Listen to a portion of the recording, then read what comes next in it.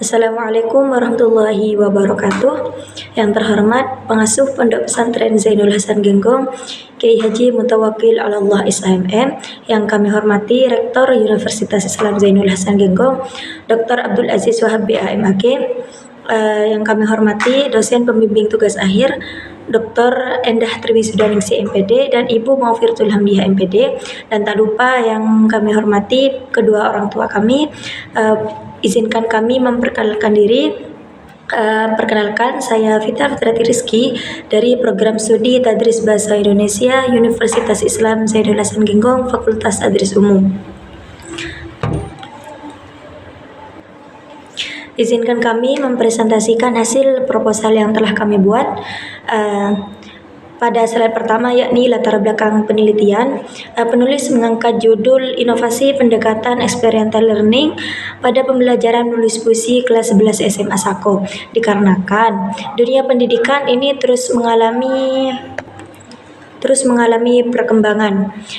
Namun pembelajaran menulis, terutama menulis puisi, masih menghadapi berbagai macam tantangan.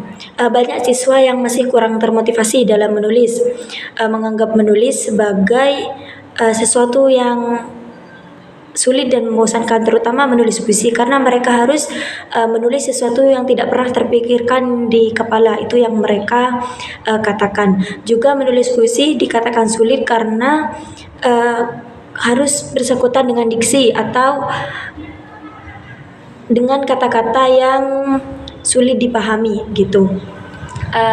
Hal ini diperparah dengan pendekatan pembelajaran yang kurang variatif dan menarik, sehingga menghambat kreativitas siswa. Dengan menggunakan inovasi pendekatan experiential learning ini, diharapkan siswa dapat lebih termotivasi dan mampu menulis puisi dengan lebih baik dan kreatif.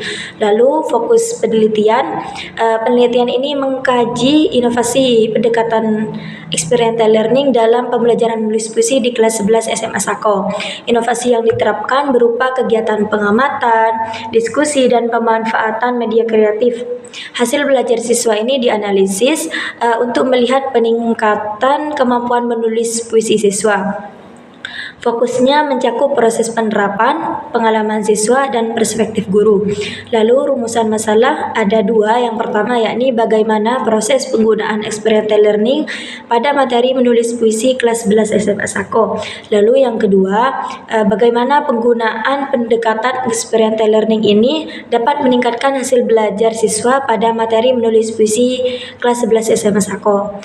Tujuan penelitiannya yang pertama yakni untuk mendeskripsikan penggunaan pendekatan experiential learning pada materi menulis puisi SMA Sako, dan yang kedua untuk mendeskripsikan penggunaan pendekatan experiential learning dapat meningkatkan hasil belajar siswa pada materi menulis puisi kelas 11 SMA Sako. Lalu di bagian kajian teori yang pertama yakni experiential learning. Apa itu experiential learning?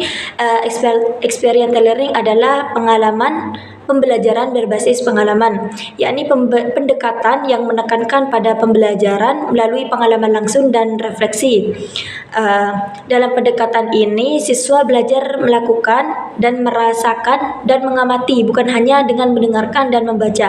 Jadi dalam pendekatan ini siswa juga ikut mengamati, merasakan dan mengamati suatu tempat atau objek yang menjadikannya pengalaman. Nanti akan ada pengalaman di dalam dirinya, akhirnya terbentuklah sebuah puisi. Lalu yang kedua yakni menulis puisi. Menulis puisi adalah ekspresi sastra yang menggunakan bahasa indah untuk mengungkapkan emosi dan pemikiran. Berfungsi sebagai objek studi, inspirasi, dan alat pengembangan diri. Jadi puisi ini adalah sebuah rangkaian kalimat indah yang terbentuk dari diksi-diksi yang sehingga membuat kata-kata yang indah didengar dan mengenakkan para pembacanya begitu. Lalu ada empat jenis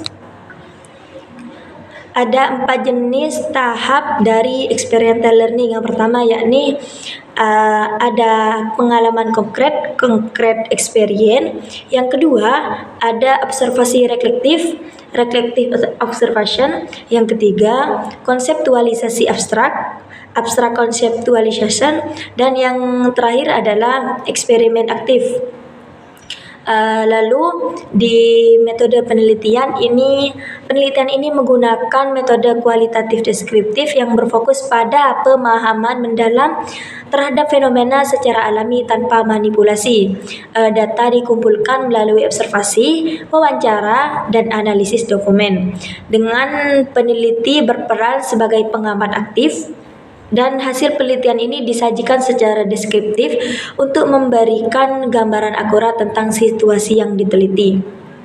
Lalu sumber data penelitian ini yang pertama ada siswa kelas 11 SMA Sako, yang kedua guru bahasa Indonesia, yang ketiga ada dokumen pembelajaran, itu adalah sumber datanya, sumber data utama. Lalu datanya ada hasil tulisan puisi siswa.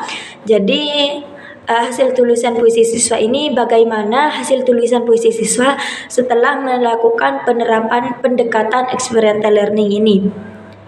Yang kedua, observasi kelas, proses pembelajaran, bagaimana proses dari experiential learning ini sendiri berjalan, apakah berhasil atau tidak untuk membuat hasil belajar siswa menjadi lebih baik. Lalu yang ketiga, hasil wawancara, bagaimana perasaan siswa atau pengalaman siswa setelah menggunakan experiential learning ini, apakah merasakan pembelajaran ini menjadi lebih baik daripada sebelumnya ataukah tidak. Jadi itu termasuk di bagian data. Lalu teknik pengumpulan data yang pertama yakni ada observasi, yang kedua ada dokumentasi, dan yang ketiga ada wawancara. Mungkin itu saja yang dapat kami sampaikan. Apabila terdapat salah kata dari awal sampai akhir, kami mohon maaf yang sebesar-besarnya. Wallahul musta'an ila thoriqil jinan. Wassalamualaikum warahmatullahi wabarakatuh.